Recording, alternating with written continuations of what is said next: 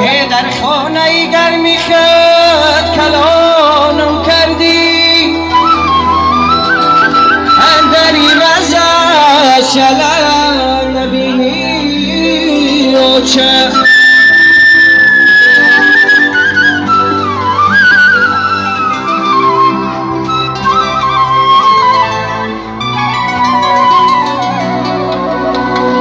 امشب شب یادینه معراجت پیغمبر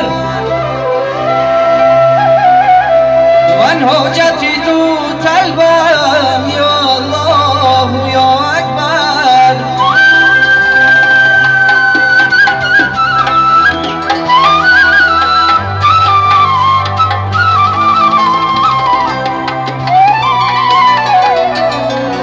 فرما شده از رحمان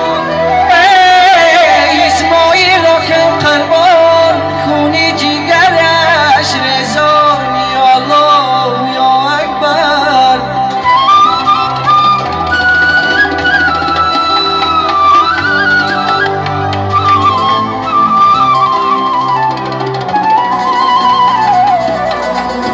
عجب نامردا دارد زمانه عجب نامردا دارد زمانه بسر تاقی بدیل فعلی زنانه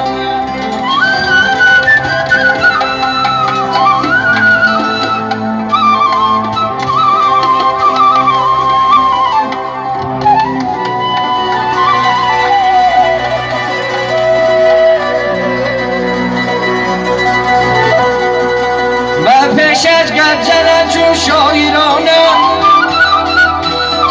و پیشت گپ زنن چون شاعرانه